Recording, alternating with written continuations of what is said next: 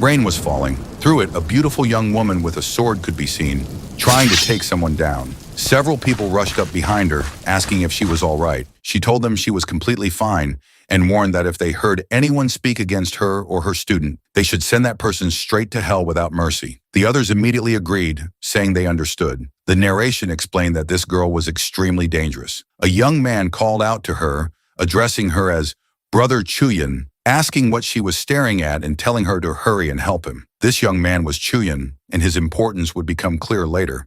He agreed to help. The moment his voice reached her, the female lead glanced at him for some reason she couldn't explain. Night fell, and she rested beneath a tree, murmuring to herself in a language no one understood. She found herself thinking of Chuyan.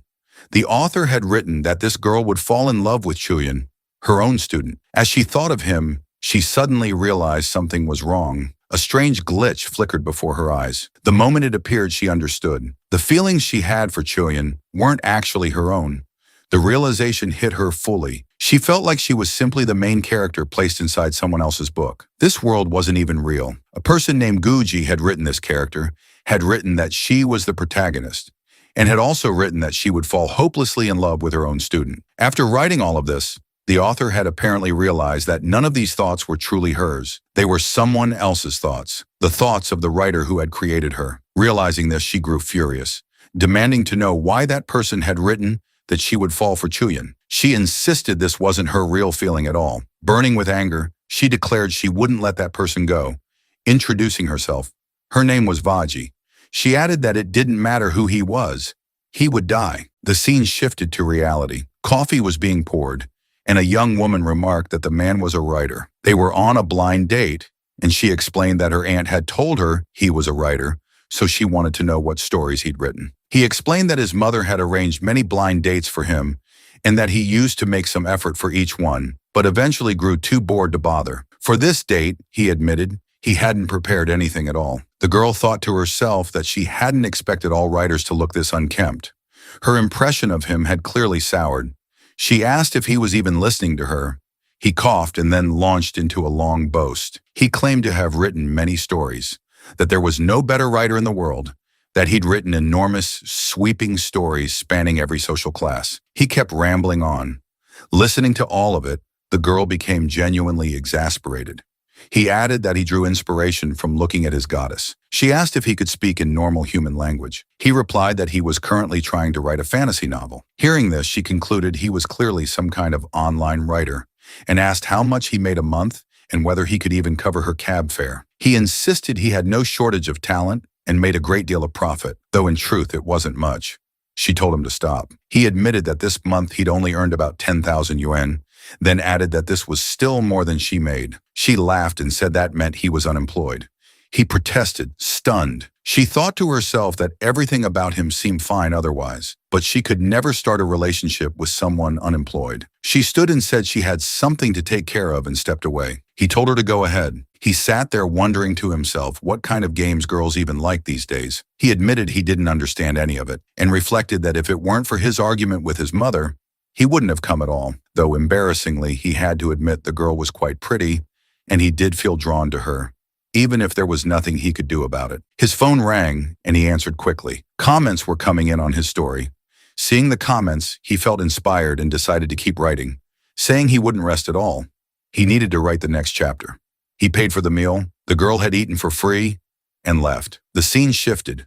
Night had fallen, and he arrived at his house, noticing the darkness since he hadn't turned on the lights. Once in his room, he knocked on his roommate's door. His roommate Yang answered, another writer like himself. The first man asked if Yang had eaten. Yang confirmed he had. The first man asked how his blind date went. Yang replied it went like all the others. The first man asked what the reason was this time. Yang said it was probably because he didn't have money in his account or enough in his bank balance. The first man acknowledged that he knew, but told him not to worry and to keep working hard. He then gave Yang a motivational speech, telling him not to panic and to start slowly, that once he progressed far enough, he wouldn't need to look back. Hearing this, Yang felt motivated and said he understood. He declared he would change the world and be called a young model. The first man told him to continue and that he was going to his room. In his room, the first man thought about how he didn't know if his ability would be good anymore, since he felt like he'd forgotten how to talk to people. It had been a long time since his blind date, and he'd finally started talking again. He wondered what to talk about now, but admitted that today had been fun. He thought about whether this was what a normal conversation was like, and marveled at how cool that girl had seemed. He found himself comparing her to his main character and thought his character was better. He had created a main character named Vaji, who seemed quite good and surprisingly similar to that girl in terms of attitude. He described her as the strongest cultivator in the world and praised her. He thought to himself that if he made another character exactly the same, he wouldn't be able to distinguish between the main character and the side characters. He mentioned something about Jojo and another character, but said he'd forgotten the name. He was simply thinking about what story to write next. Suddenly, he felt an inexplicable cold from behind him, as if it was coming from his back despite the window being in front of him. Before he could understand it, a sword appeared right in front of his face. He realized someone had thrown it at him, and he was shocked. A moment later, a girl appeared right in front of him. He was confused and asked who she was, but she told him that if he wrote any more, she would kill him, no matter what happened to the world or the sky. He was stunned and shocked that a girl could be here. He asked who she was. She said her name was Vaji, the name of the main character from his book. He was confused, wondering if this was a coincidence or if he was dreaming from working too late. He questioned whether he was having delusions because he stayed up all night, but then he realized the door was closed. How did this girl get inside without him hearing anything? He wondered if she was a thief. She asked what kind of thief she was, suggesting she wanted to steal his book story. He couldn't figure it out. He thought logically about whether she might be a hacker trying to steal his computer files. But she was so beautiful that he couldn't imagine why she would need to steal anything. He marveled at her appearance, saying he'd never seen anyone this beautiful in real life, and that she exceeded his character design. He wondered if he'd somehow become a magician, but that was impossible. How could a fictional character come to life? He tried to touch the sword cautiously and asked if she could please move it so he could talk. She replied that she wouldn't even need a sword to kill him. She was Vaji. He was shocked, thinking that if she was really Vaji, she could kill him without the sword. He was terrified, thinking she wanted to kill him, but couldn't quite believe it. He couldn't understand what she wanted as she circled around him. She suddenly told him to stand up. He obeyed, and she kicked him hard, sending him flying to the ground. She then went to his computer and sat down, trying to write her own story. But she didn't know how to use the computer or the keyboard. She was trying to use her energy to write. When she did, electricity shocked the computer, and she got shocked as well. He exclaimed in horror, asking what she was doing to his laptop. He realized she was trying to use her spiritual energy on the computer. He understood that she didn't know anything about the real world and was very naive. She asked how to use magical weapons and how to control her energy, how to stop the electricity in her hands, and how to write text on the screen. She had many questions. He told her to wait and asked what she wanted to write. She said she wanted him to quickly write that she had achieved everything, broken through and progressed. He refused, saying that if he wrote that, the foundation of the world would collapse. It wouldn't be logical. She told him to stop talking and just write what she said. She tried to force him to write by pointing her sword at him. He resisted, trying to push the sword aside and cool down, saying that since she was the main character, she needed to work hard without shortcuts. Hearing this, she was frightened and agreed, starting to type. As soon as he typed, something happened to the main character. She seemed to float in the air, and text appeared beside her. She was shocked, saying nothing happened to her. He told her he had warned her that if she tried to force such things, the foundation of the world would collapse. She replied that she hadn't expected the creator to have no power and be just a scholar. She mentioned that their world was just a book and that their happiness and sorrow were controlled by one person. She said that her emotions would change suddenly just because of his pen. He admitted that she was right. It felt like he was controlling her destiny. He regretted writing that his main character was so intelligent. She asked if he was having second thoughts about her. He said that since she acknowledged that everything was in his hands, he had complete power and could change things. She replied that that wasn't necessarily true. He explained that an author has full control, but at this moment, she was trying to do what she wanted. He assured her that her existence was very important. She needed to be the strongest. She asked if that meant she needed to fall in love with someone. As soon as she said this, he became frightened, thinking he'd dug his own grave. He worried because she was very powerful in the book, but what could he do? She stared at him, and he thought about what to do. She said that she wanted to do what she wanted, not what was written. She told him that as an author, he had influence and power, so he needed to correct the story. She was serious about this. He agreed, saying he would try to change things in the next round. She continued to stare at him. He felt like his mind would explode. She said she was telling him that she had no relationship with Chuyin. She warned him that if he wrote that story again, she would make sure he could never write again and wouldn't even deserve to be called a writer. After saying this, she disappeared suddenly. He was in shock, wondering if she had been telling the truth. He thought about how she wasn't gentle or kind at all, the opposite of how he had written her character. He was confused about how this could be happening. He thought about how he had written her character, but she was completely different. He realized that if she wanted to kill him, she could have done it easily, but she didn't because he was the creator. If she killed him, her world would end. He felt relieved that he was safe. He thanked himself for thinking of this logic, but he admitted he'd never considered this before. He was confused about what to do next. He thought about how his heroine had not only left his room but had told him to change the entire story. He wasn't scared of her. He believed she would be the strongest, but he was also a writer. He got angry and typed something dangerous, then pressed enter. The scene shifted, showing the fantasy world inside the book. Mountains were visible, and in the middle of them was his main character, Vaji, who was cultivating. She opened her eyes and thought about how that man was still writing the story. She was just a character in his book. She thought about how the whole world was just a book, and how that person could do whatever he wanted. She thought about whether this was all true or not. She accepted the reality and wondered if she should trust this creator god who could kill her, but might also help her. She thought about whether she should capture him or do something else. She didn't know, but she had made a breakthrough and entered a new realm. She thought about her next goal, exploring other lands and taking them over. Morning came, and the writer checked the reader comments on his story. He noticed people discussing the story and making bets about what would happen. He saw comments saying they hadn't expected the main character to fall in love so soon, and he was confused about how they knew this. Another commenter explained that the author had written something similar in a previous book. The writer realized that readers were betting on what would happen next.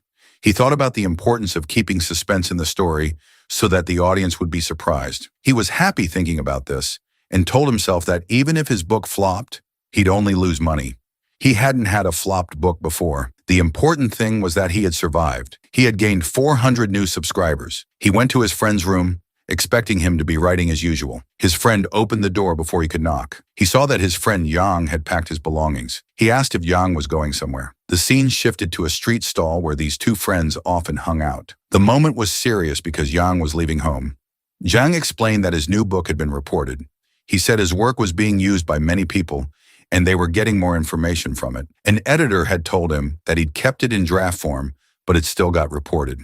He wondered what would happen when it was published. The first man tried to reassure him, saying his loyalty was strong and there was still a chance. But Yang knew better. He said they hadn't even launched it yet, but this was already happening. He wondered how people would read it. He expressed all his concerns to his friend. Yang said this situation had never happened to him before, and he didn't know what to do, but he admitted that he loved writing books.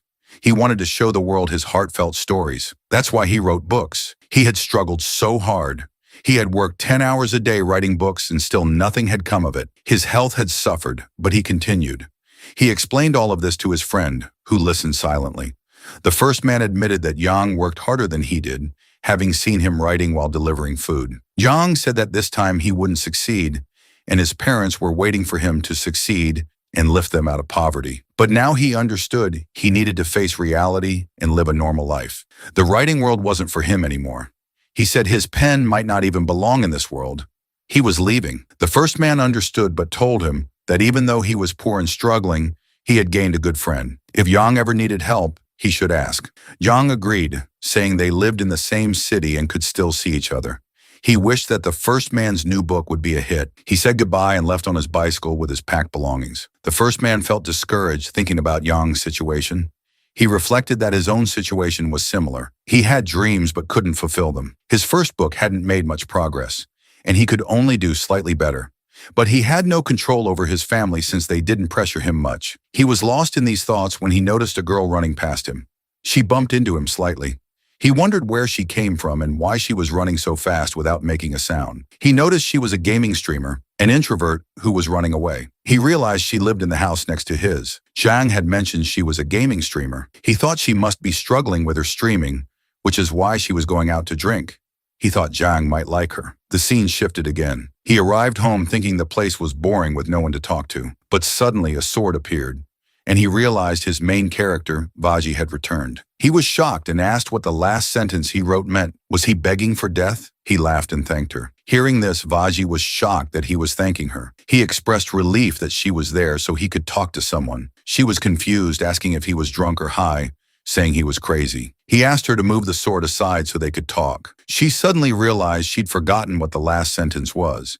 He suggested that since she acknowledged he was the author, with all the power, she should just ask him to write what she wanted.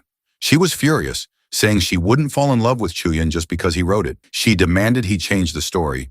He tried to reason with her, saying she could fall in love with someone else if she didn't want Chuyin. She replied that she wouldn't fall in love with anyone, asking why he thought she needed to. She refused to think about it. She stared at him intensely, telling him to change the story. He became frightened and tried to explain, but she demanded he say something. He admitted he couldn't change the story now. She was shocked at his refusal. He showed her his phone, explaining that the script was already public, so he couldn't make changes now that people had commented. When she realized this, she told him he would die. No one could save him now. He panicked, begging her to wait, saying he could change things, asking her to stop. He tried to convince her and asked why she was here. She was confused by his question. He explained that this could be dangerous for her and asked her to think about the reason. He suggested it was important that she had a divine mind and that her body and soul were completely separate from her physical form. She questioned whether her body existed or if she was just a soul. He was trying to trick her by making her doubt her existence. She checked her cultivation experience and realized her body did exist. She asked what would happen next. He explained that he could make changes for her and that by taking risks, she could avoid danger. She agreed to ask if he would help her. He said yes, admitting that based on her appearance and other factors, thinking too hard would tire her mind. He pointed out that if he couldn't control himself in this world and someone else controlled him, how would he feel? If he knew he was a character in a book, he would feel terrible. She should know that she was dependent on someone else, and he could help her. He successfully traps her in his narrative logic. Hearing this, she asks suspiciously if our smooth-talking scribe is genuinely going to help her. Our guy nods aggressively with the confidence of a man who just realized he has no plan whatsoever, asserting that yes, absolutely, and explaining that given her magnificent appearance and all her traits, he is sure overthinking these cosmic anomalies will completely drain her mind. He notes that if a character inside a book realizes they are being controlled by an external force and cannot even control their own thoughts, it must feel incredibly tragic, adding that just thinking about it makes him feel deeply sympathetic toward her. He points out that she clearly knows she is currently dependent on his all-powerful pen of destiny, so he will help her. Hearing his speech, the girl stares at him, completely falling for his trap, and finally agrees. Our guy concludes that she has tried her way, but it clearly didn't work.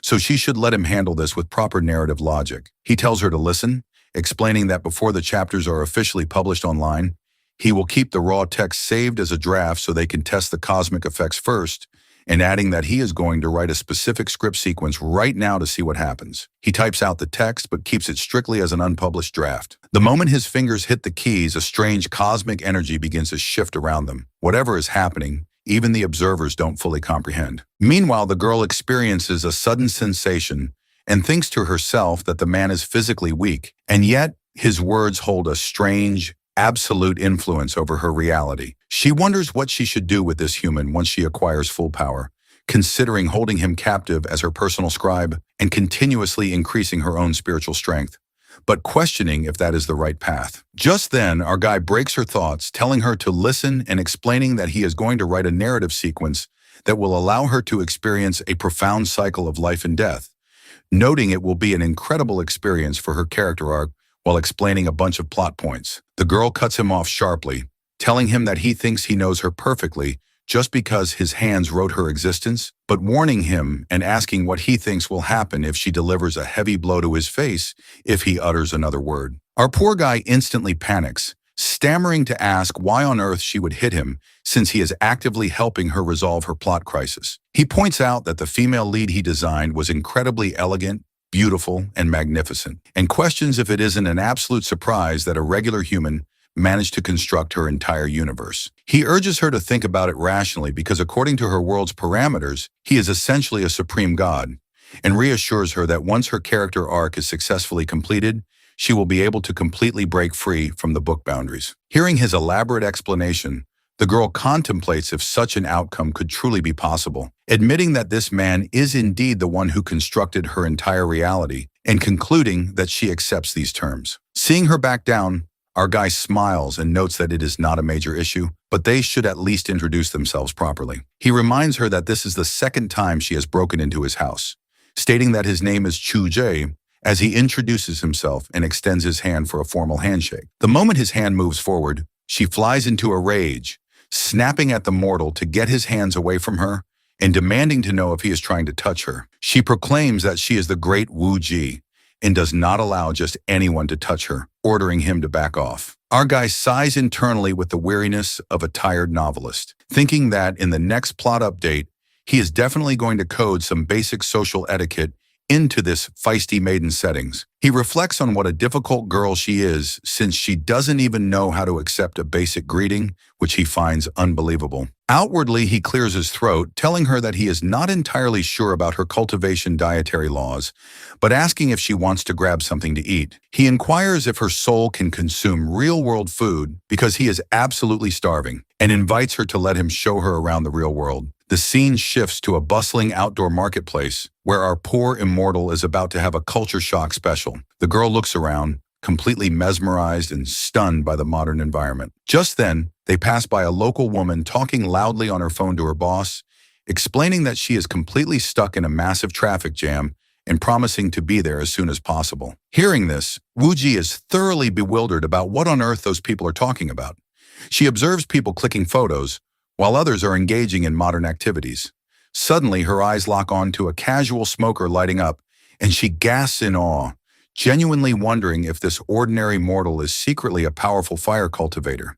She genuinely believes the man is a powerful fire cultivator, manipulating raw flames. She analyzes the pedestrians in bewilderment, thinking that these clueless mortals possess absolutely zero spiritual aura whatsoever. She reflects that a phenomenon where mortals walk around with zero aura usually only happens when an entire civilization achieves immortality, wondering if that means everyone in this world is an immortal deity. Just then, two regular guys walk past, casually chatting and apologizing to each other after a minor bump. She watches them, completely mind-blown by how real that world is. Our guy walks beside her and chuckles, telling her that in this world, everything is exactly as she sees it, and suggesting that they walk and talk while checking things out. He adds with a grin that she should come on so he can treat her to a taste of literal heaven. The scene shifts to a local noodle shop where steaming bowls of noodles are served.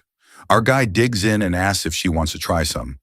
When asked, the girl nods slightly, indicating her curiosity. Seeing her response, our guy calls out to the shopkeeper to bring them another bowl of noodles, and the vendor shouts back that it is coming right up. Within moments, a fresh bowl of noodles is placed directly on their table. The girl observes the dish, takes a bite, and her eyes instantly light up as she wonders how something this incredibly delicious can exist there. She devours them happily, reflecting that it is amazing and that she hasn't consumed anything that wonderful in ages.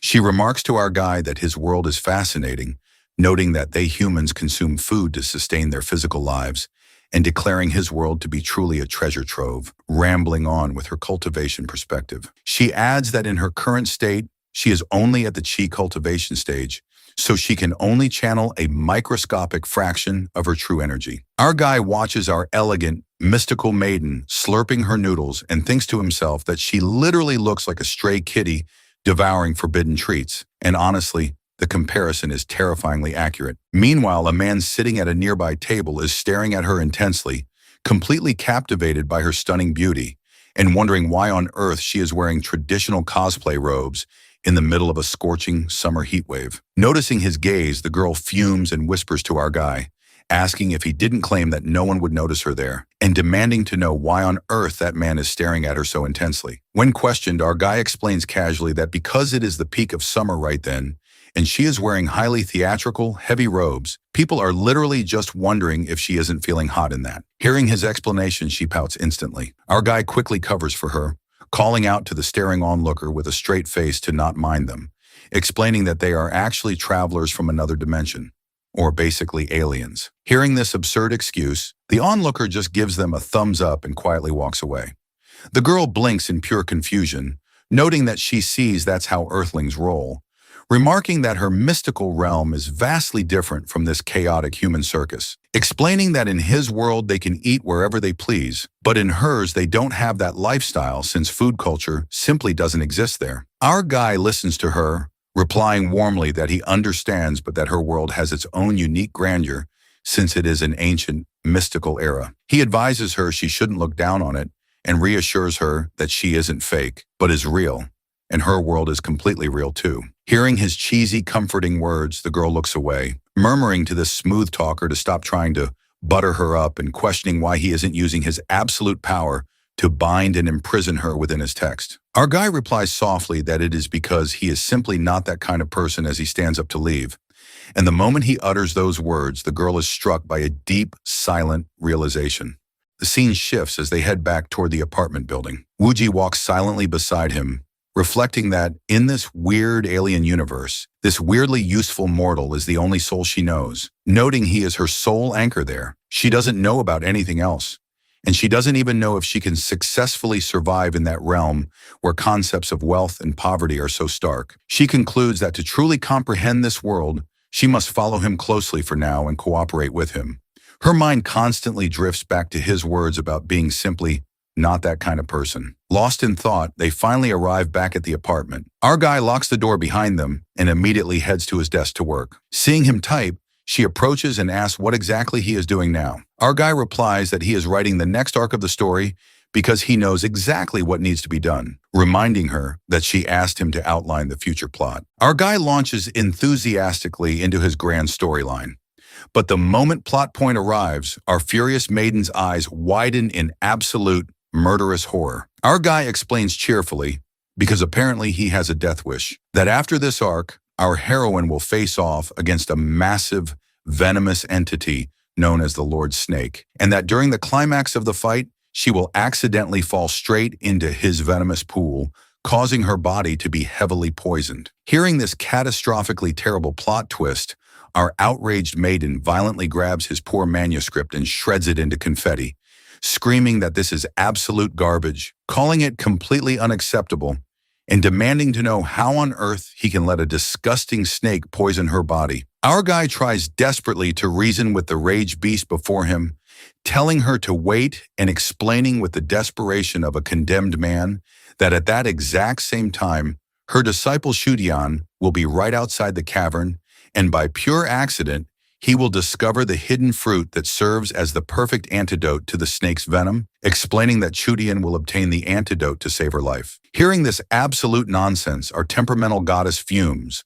calling him a literary hack, proclaiming his storytelling to be completely garbage, and demanding to know why he is writing this cliché nonsense as she starts screaming at him in creative frustration. Our guy treats it defensively, asserting that this isn't a garbage plot, but a solid dramatic sequence. But the girl aggressively grabs the doomed novelist by his collar and barks like an angry noble, demanding to know what kind of trashy writing this is and ordering him to explain himself. Our guy gasps for air like a drowning man, asking what else he's supposed to write since this prickly maiden hasn't exactly given him many options, pointing out that Chudian is a fantastic character who is supposed to be the heroic lead of this entire story as he argues his case. The girl commands, like the authoritative divine being she is, that he must scrap this ridiculous snake venom nonsense immediately. Our guy counters, asking why he should drop it when she has already heard the entire sequence now, meaning she literally knows exactly what is going to happen, and suggesting that she can use this future knowledge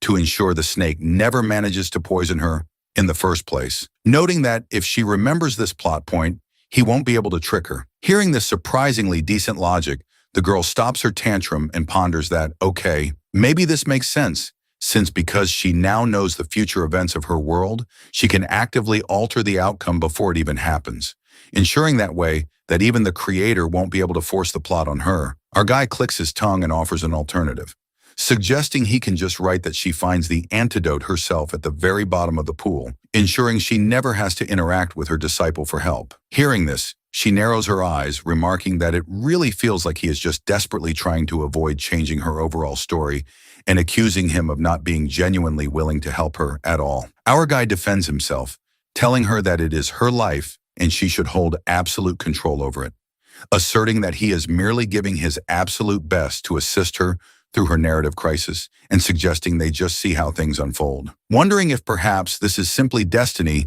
as he finishes his speech and gets back to typing. The clock rapidly ticks forward, passing 11 p.m., and eventually by 9 a.m. the next morning, our guy finally finishes the grueling writing session. He successfully completes the entire manuscript draft.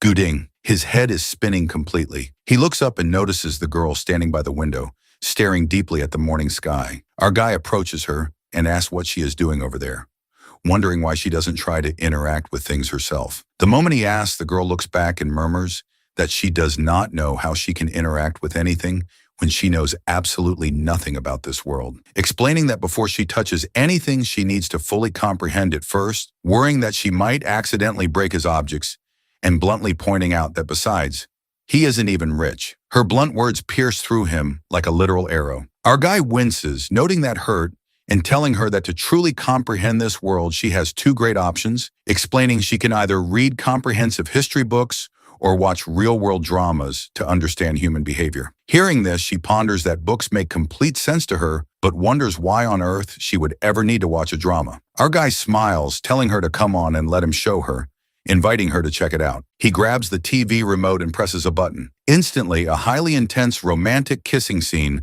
flashes onto the screen. Witnessing the explicit romance, our guy is completely flustered and frozen, while Wooji glares at the screen in absolute shock, demanding to know if this is what he wanted to show her. Our guy panics, insisting that no, he accidentally pressed the wrong button and telling her to hold on. He rapidly switches the channel, landing on an intense action movie where soldiers are screaming to fire. Hearing the sounds of warfare, the girl instantly channels her spiritual energy, getting ready to launch a destructive counterattack at the TV. Our guy screams for her to hold on and stop, explaining that they are just acting and nothing is actually happening since it's not a real war, lamenting that traveling outside with her is going to be a massive headache, and pleading with her to promise him that she won't go outside unsupervised as he explains the situation to her. The girl huffs, declaring that she is absolutely not watching this television machine anymore, and ordering him to just get her the history books because that will be far better. Seeing her preference, our guy quickly pulls out his phone and places an online order for the books. Observing his actions, the girl asks curiously if those books are far away and wonders if they are going to fly there on a spiritual flying sword, having no concept of modern delivery systems. Our guy scratches his neck, telling her that this world functions very differently and noting she will see. As he explains it to her, she suddenly steps incredibly close to his face, demanding to know how much time it will take to arrive. Being in such extreme physical proximity to her gorgeous face, our guy blushes furiously and stammers that it will take a little bit of time. Hearing his answer, she nods, deciding that is fine then, and she shall wait, announcing she will go stay in that empty room and wait there because she does not want to disturb his work. After uttering these words, she turns away, blushing fiercely for some mysterious reason. Our guy reflects that she is right, but notes this is the first time in his entire life he is actually sharing an apartment with a girl. Just then, she looks back and questions what kind of expression that is on his face, ordering him to explain it to her because she doesn't get it at all, and adding that anyway, they are officially living together now, albeit in separate rooms. Our guy walks over to check the empty room and scratches his head, noting that there isn't even a bed in that room. Hearing his concern, she dismisses it, stating it doesn't matter at all. The scene shifts to the deep night. We are shown the girl sitting cross-legged in the empty room, completely focused on her spiritual cultivation. Meanwhile, our guy is tossing and turning in his bed, unable to sleep, keeping his thoughts on the gorgeous girl living right across the hall and berating himself that such a beautiful lady is staying under his roof while she is all the way in the other room, and he is just a certified lonely guy. Simultaneously, the girl is cultivating, but her mind is also drifting, reflecting that this is the first time in her existence she is sharing a living space with a real human. Truly, both of them are reflecting on the exact same existential thought, with our guy thinking that he is literally living with the heroine of his own book, while the girl thinks that she is currently living under the same roof as her creator god. Morning eventually arrives. Our guy wakes up, goes to the bathroom, and starts freshening up, completing his morning routine and feeling completely re-energized. After 2 days of being completely offline and grinding nonstop to finalize his work, he rejoices that he was offline for a straight 48 hours to clear that manuscript and notes it is now officially done, calling it absolute bliss and wondering how Wooji will feel about the update. Our guy feels incredibly fresh after achieving his massive writing milestone, but the moment he steps out, he freezes. The girl is standing right there, staring at him intensely, and our guy hadn't even noticed her approach. He gasps, questioning what she is doing there, and asking why she didn't make a single sound. Wooji ignores his panic and commands him to move to the side a bit. Our guy stammers that there is just a towel and a toothbrush here and nothing else. Hearing this, she asks curiously what exactly a toothbrush is. Based on her urgent expressions, it's highly obvious she urgently needs to use the restroom. Our guy explains that she puts it in her mouth like that to clean her teeth, guessing she has never seen her use one before. Hearing his explanation, she flies into a pure misunderstanding rage, screaming that he just had that object inside his mouth, and now he wants to put it inside hers. She furiously grabs him by his collar, hoists him up, and throws him completely out of the bathroom, barking at him to get out of there right now. After slamming the door, she rushes inside. Our poor guy crashes onto the floor outside, groaning that he was just explaining how the object functions, clarifying he was obviously going to buy a brand new one for her, and asking why she threw him. In reality, the poor girl desperately needed to relieve herself because of the heavy real-world food she consumed the previous night, but our guy completely misread the situation. Once his brain fully registers what just happened, he slaps his forehead, realizing he totally forgot she ate a massive bowl of noodles the night before, calling himself an absolute idiot, noting that to digest real food, a human body obviously needs to use the restroom, and worrying about what will happen if she gets completely fed up and leaves him. Shaking off his panic, our guy realizes he needs to grab some essential supplies for her, so he quickly heads out to the market. A while later, the girl steps out of the bathroom and notices that the apartment is completely silent. Her creator is nowhere to be found. She panics internally, wondering if he got genuinely angry at her and guessing perhaps she crossed the line. Her face flushes with absolute embarrassment and guilt. She quietly walks over to the living room and sits on the sofa, murmuring dejectedly that he isn't there, wondering where on earth he went, and worrying that he must be deeply upset with her. The scene shifts to a short while later. Our guy arrives back at the apartment carrying several shopping bags. He steps into the living room and locks eyes with the girl, who is staring at him with an incredibly innocent, quiet expression. Before she can even apologize, our guy holds up the bags and smiles, telling her to look because he brought some supplies and breakfast for her, and adding that yes, he thinks they really need to sit down and have a proper, mature conversation. He sets the food on the table, pulls out a fresh bun, and begins eating. He addresses her seriously, telling her to look because he has officially written out the entire plotline, and warning her that she cannot just go around bullying and throwing people, reminding her that he is a good guy. He continues that they need to establish some ground rules, noting he knows she believes her entire destiny is written by his hand, and explaining that because of that responsibility, he accepts that he must treat her character with absolute care. However, he adds that she also needs to take structural responsibility, warning her that she cannot just physically assault him whenever she pleases, reassuring her that he doesn't want her to feel trapped by his pen, and explaining that he doesn't expect her to respect him blindly just because he is her creator, but emphasizing that they must maintain mutual respect for each other. Our guy was genuinely upset because she kept physically launching him around whenever she lost her temper. Hearing his heartfelt speech, the girl looks down guiltily and softly mutters that she is sorry and will find a way to repay him for everything. Our guy replies that if she wants to stay in this realm, she must thoroughly observe, comprehend, and adapt to the laws of this world. He lays down several essential conditions for her. She asks for an example, and our guy explains that, for example, she must respect the modern societal laws, and she desperately needs a proper change of clothes, among other things, concluding she has to start living like a modern human. Following his advice, the girl logs onto an online shopping platform to check out modern fashion. But the moment her eyes scan the prices and the explicit styles of modern clothing, she is completely scandalized. She gasps in absolute horror at those kinds of outfits, asking if he is seriously telling her that women wear those skimpy clothes in this world. She fails to comprehend modern fashion, thinking it is completely absurd, but reasons that perhaps this world functions on completely different parameters than hers, so this must be considered normal there. She turns to our guy and commands him to go bring her those clothes, adding that as for the financial cost, she will fully repay him later with interest, telling him to consider it a formal loan. Our guy raises an eyebrow, agreeing that is fine, but asking how exactly she is planning to repay him wanting to know her plan. Before she can respond, our guy cuts in, explaining that she cannot just cross back over to her universe, grab mystical treasures, and bring them there to sell because her physical body isn't even here, since this manifestation is purely her spiritual soul, telling her she needs to understand that. Hearing his point, she pouts in frustration. Our guy continues that furthermore, her sword and her current robes are literally just a spiritual illusion constructed by her aura, warning it would be entirely unlawful for this world if she brought fictional artifacts to sell there.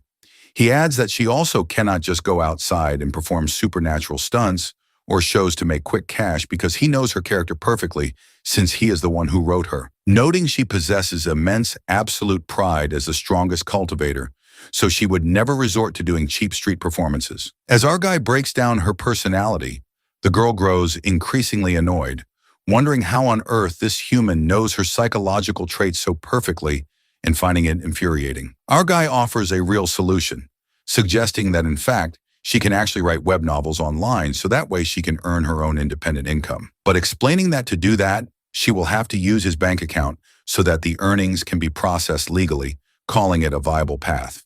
However, he explains that to register for anything official, she strictly needs a legal identification card. The girl blinks, wondering if an identification card is like a life tablet or a sec token. Our guy nods, confirming that exactly.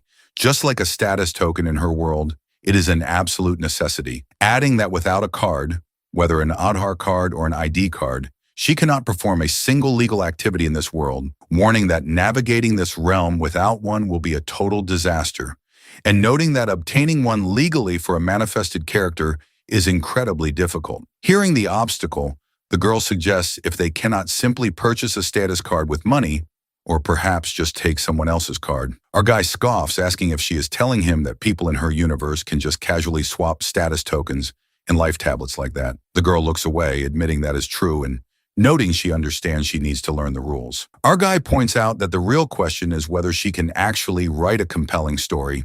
The girl fires back that that part is fine, but counters that the real question is whether he can actually afford to maintain her living expenses until her book starts generating profit, demanding to know if he possesses enough funds to sustain them. Hearing her blunt financial question, our poor guy goes into absolute shock, contemplating grimly that if his novel career completely tanks, he guesses he will literally have to go work a grueling shift at a factory to feed them.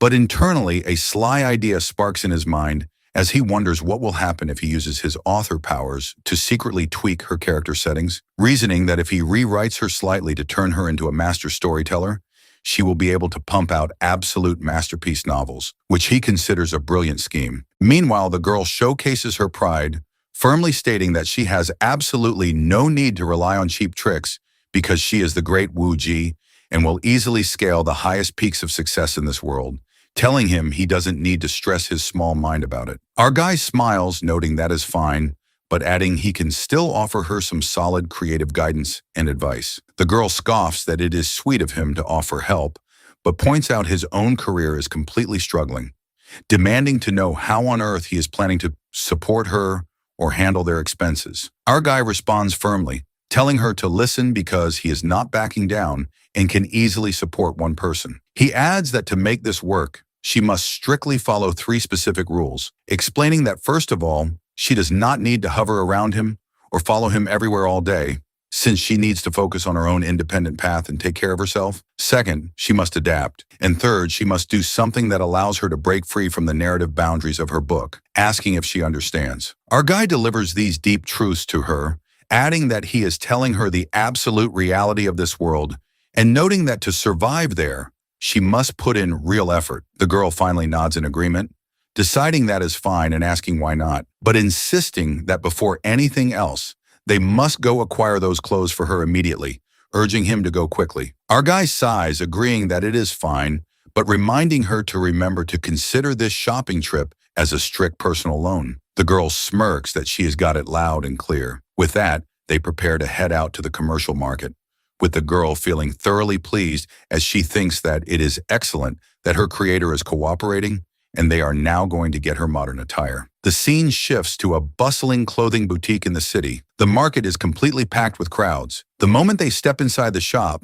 The female sales clerks instantly lock their eyes onto Wuji, gasping in absolute awe at the beautiful lady, wondering where on earth she got that magnificent traditional costume, noting it looks absolutely stunning on her, and praising her as looking like an absolute goddess in that cosplay. Within seconds, all the saleswomen completely surround our heroine, showering her with endless praise. Wuji stands in the center of the crowd, thoroughly overwhelmed and confused, whispering to our guy to ask what kind of clothes she is even supposed to choose there, since she doesn't comprehend any of it. But before he can help, the eager saleswomen start piling dozens of modern outfits into her arms, shouting for her to try this one and try that one. Seeing the mountain of clothes, she is completely bewildered, having no clue what to do, while our guy just quietly sits down on a lounge chair, watching the spectacle. Finally, the girl points at a specific outfit and announces she will try that one, quickly rushing into the dressing room to change. While she is inside, one of the sales clerks approaches our guy with a warm smile,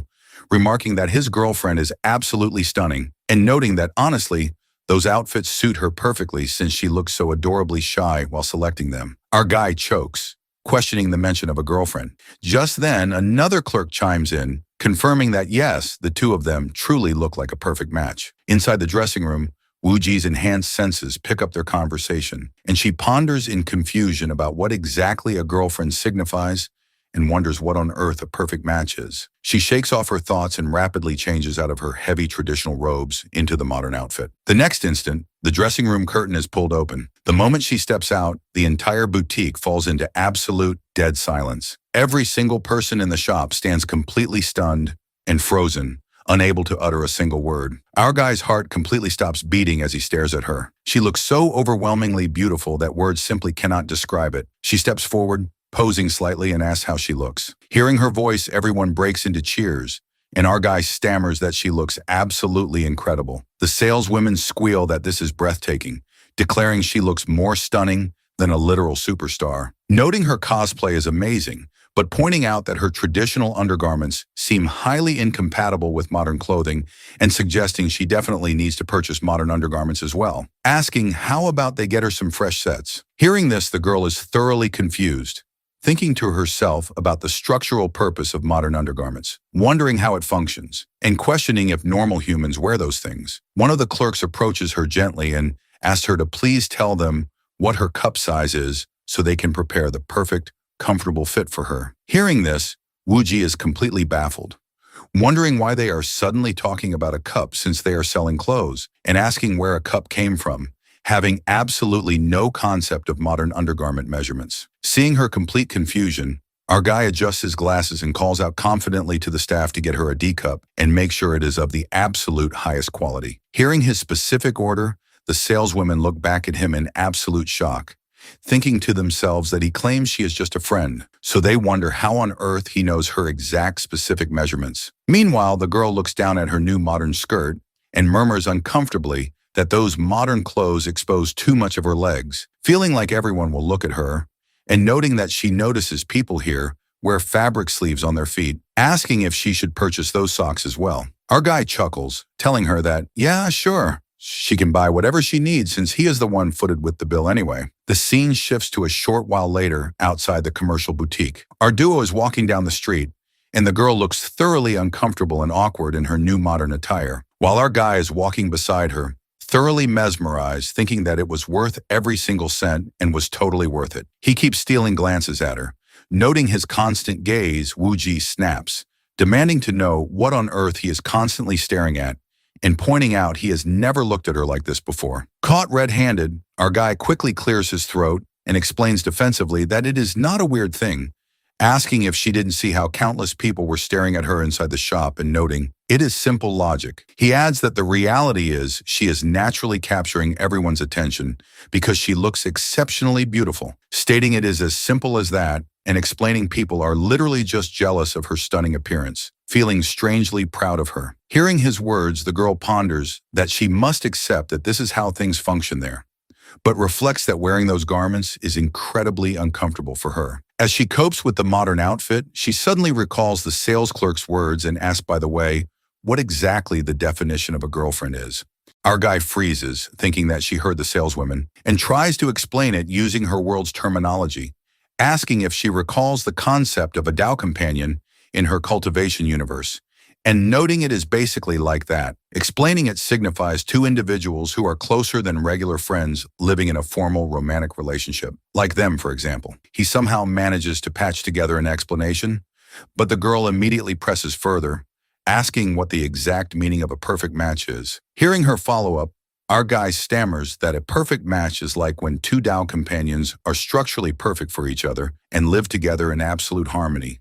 Noting that is all. The girl glares at him suspiciously, thinking that he is completely rambling nonsense and she can barely comprehend his logic before letting it drop. She takes a deep breath and looks at the modern city, murmuring that she has officially taken her very first step into his world. Our guy smiles, noting that, yeah, it looks like it. The girl turns to him with a serious look, stating that then the very next step is to acquire that identification card. Our guy winces, noting that part is going to be highly problematic and exceptionally difficult, but telling her to not worry because he will discuss it with his connections, and advising her that in the meantime, she should watch some more modern dramas to thoroughly comprehend the reality and social parameters of this world. The girl nods, agreeing that is fine.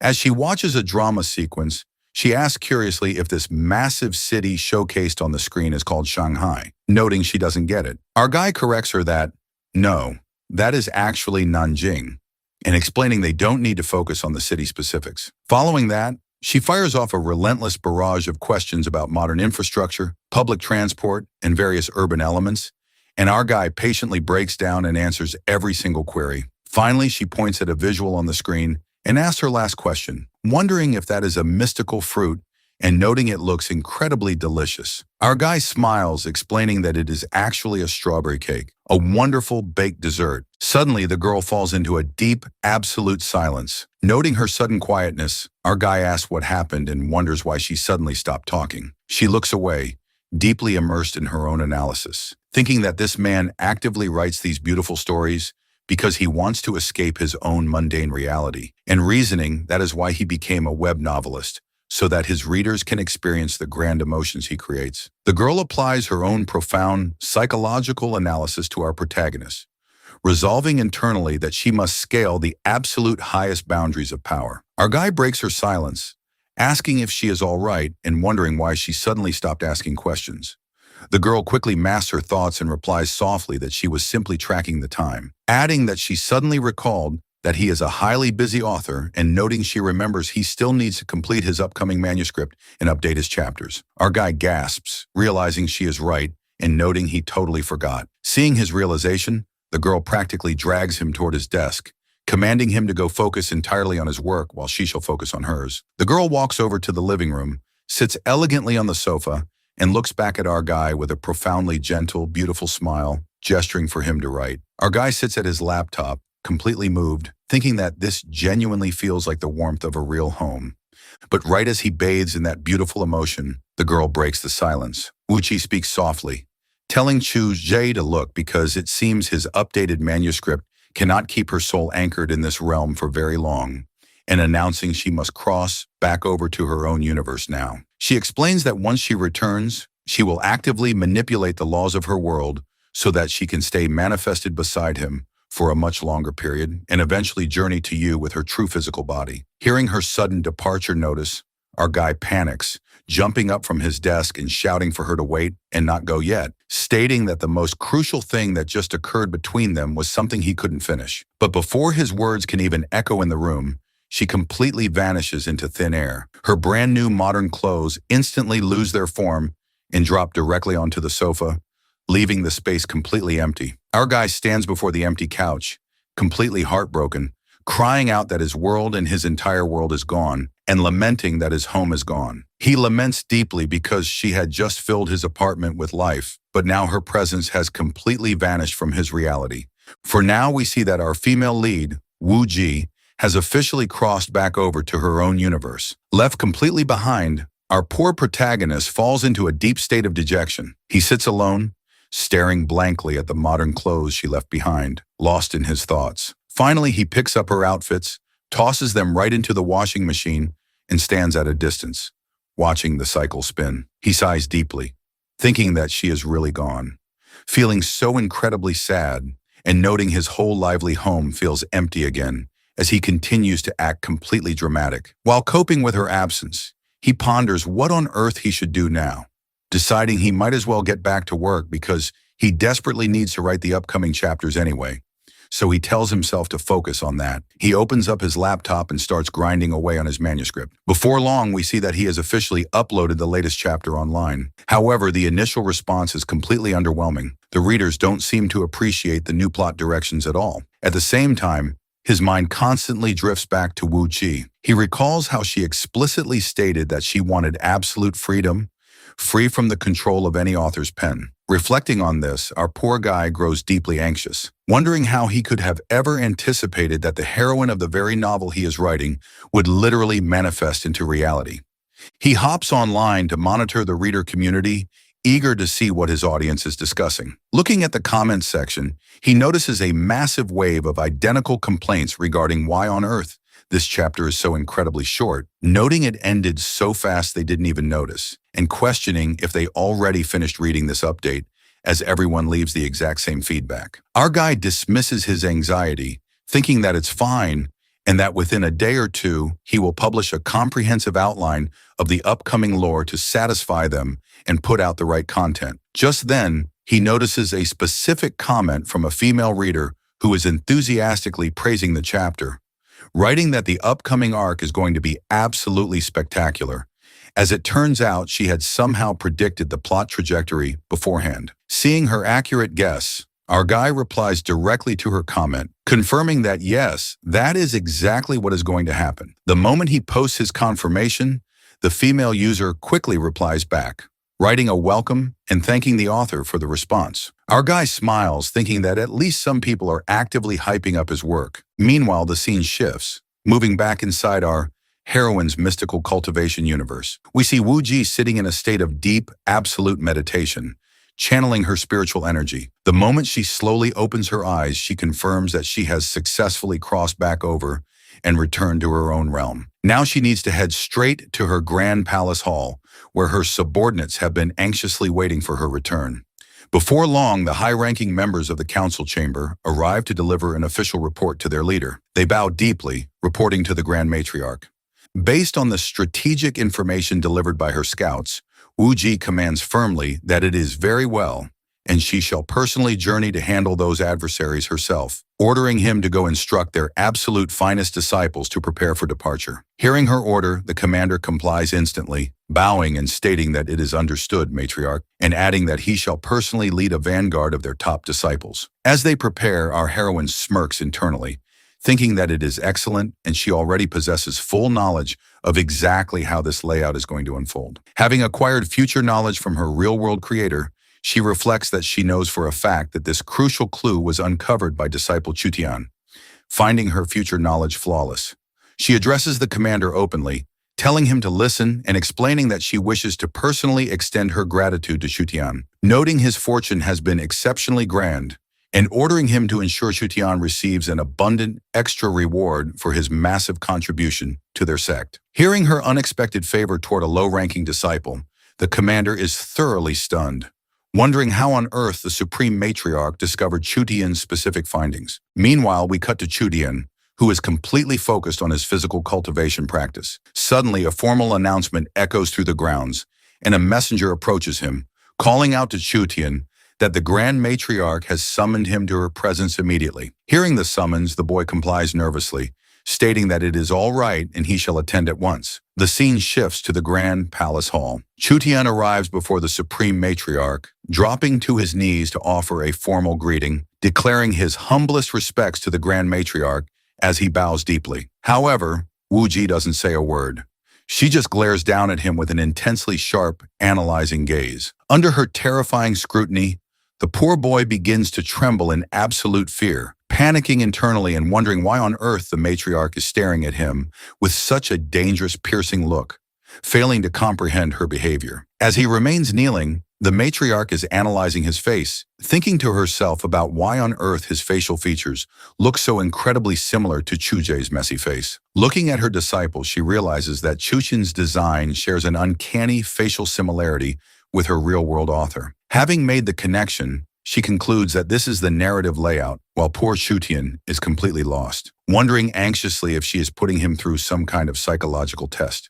Finally, Wuji breaks the silence, declaring openly that he has successfully uncovered a vital clue regarding their adversaries, calling it a massive contribution to their sect and asking what he desires as his official reward. Chutian politely declines, bowing and stating that he dares not accept a grand reward for merely fulfilling his duty. Wuji replies that it is very well and explains that in that case, she shall grant him absolute access to the third floor of the Sacred Sutra Library, noting he is permitted to study all their ancient techniques for a full 7 days, but reminding him that his access expires strictly after 7 days. Hearing this magnificent reward, the surrounding elders and guards gasp in absolute shock, whispering about what an incredibly grand reward it is for a low-ranking disciple, leaving everyone completely mind-blown. Chutian bows frantically, expressing his immense gratitude to the matriarch. Seeing his reaction, Wuji smirks internally, completely pleased, while Chutian is practically floating with absolute joy. Furthermore, she notes that he has been cultivating heavily and hasn't consumed a proper meal, commanding that he be provided with extra premium rations at the dining hall for the next 7 days. She then addresses the hall, reminding them to remember that in 7 days, they shall officially journey to the Serpent Island to claim the artifact. Hearing her rapid command, the elders are stunned by the sudden urgency, wondering why they are moving this fast, but the gears of her plan are already turning.